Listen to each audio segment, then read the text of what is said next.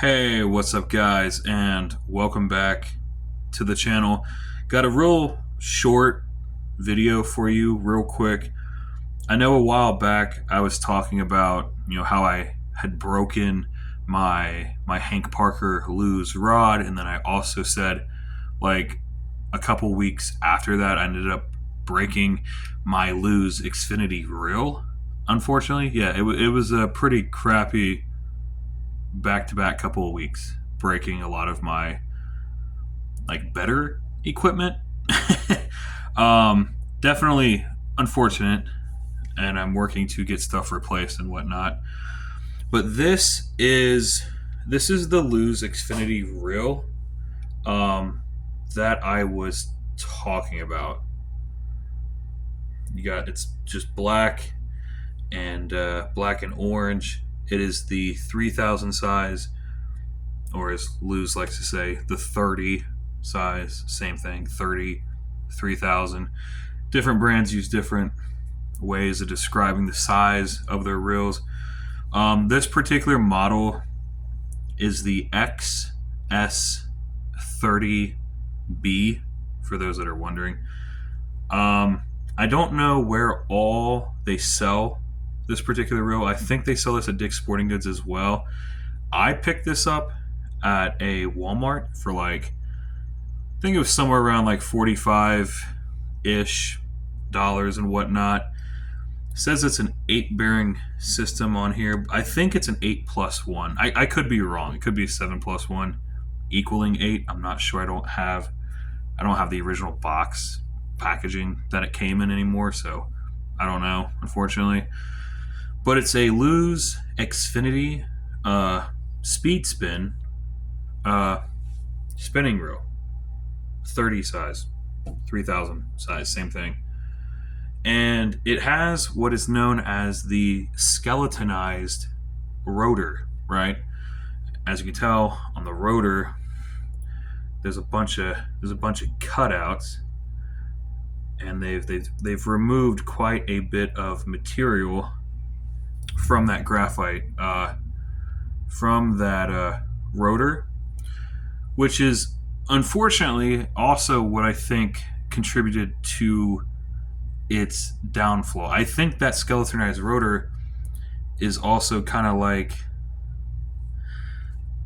a weak point, kind of like the Achilles heel of this particular reel, unfortunately, because when you remove that much material from graphite, um, you're compromising. You're taking out also quite a bit of strength that I personally think is needed to a certain degree for a reel like this, and I think that's what helped contribute to the downfall of this reel, specifically the rotor.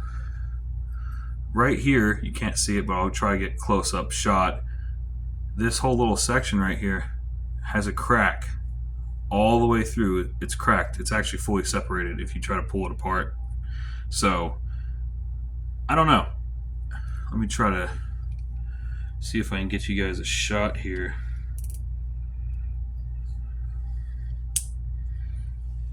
My camera's gonna let me. I highly doubt it. So it's literally right there. You see that crack? Right where my index, where my finger is, right here. Now on camera, that probably just looks like a little hairline crack or something. But if you apply a little bit of pressure, a little bit of force to it, see that?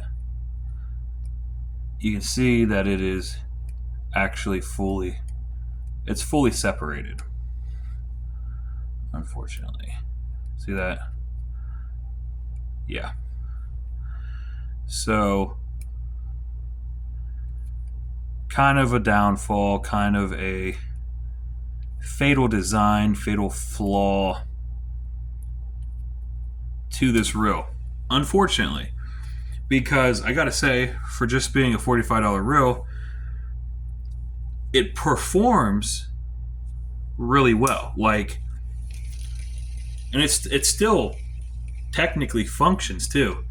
Though if you caught a, if you actually hooked into a fish though right now, and you were pulling, that force would actually, it would probably pull that apart and completely finish it off, unfortunately.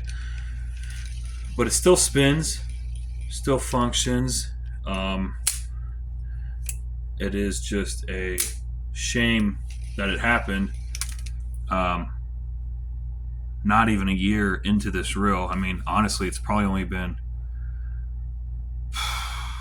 I probably only had like 5 months into this reel. Unfortunately, that's not very long. That's not very long for like a brand new reel, especially a Lews product. You know what I mean? Oh, and for those that were wondering, the handle and the knob that is on this is not the factory handle and knob. So if you guys remember in a previous video, I said how there's an umbrella company, and I kept saying the name incorrectly. I kept saying like Real Fishing.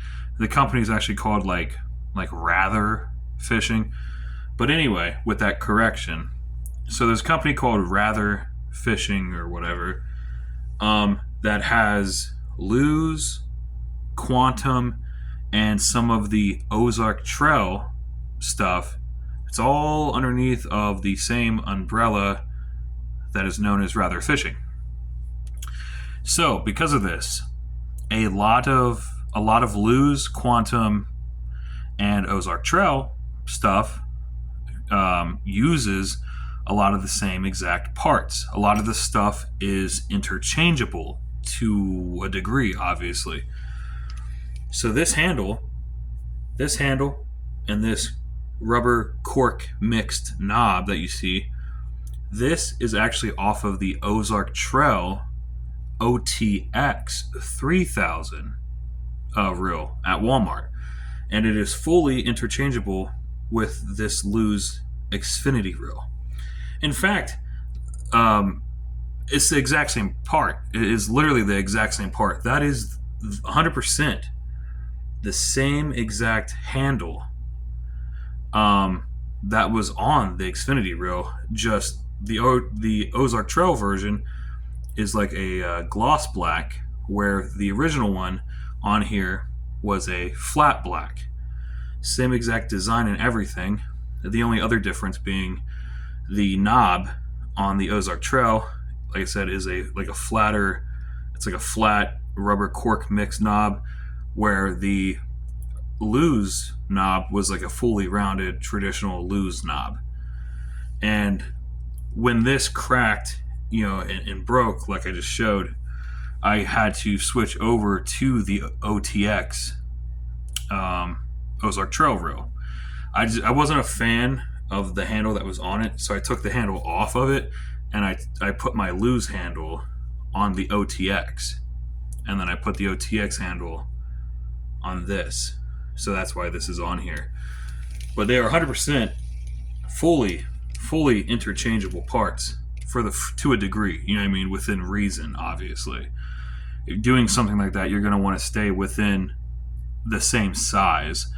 Like, you're not going to want to go switch 3,000 size parts with like a 4,000 or a 5,000, obviously. If you're doing 3,000s, you got to stay within 3,000, and vice versa and whatnot. But real quick, just to kind of wrap this video up, like I said, that skeletonized rotor, they've cut out so much material into that graphite rotor that I think it just contributed to the weakening of the rotor, and somehow it just cracked. Somehow it just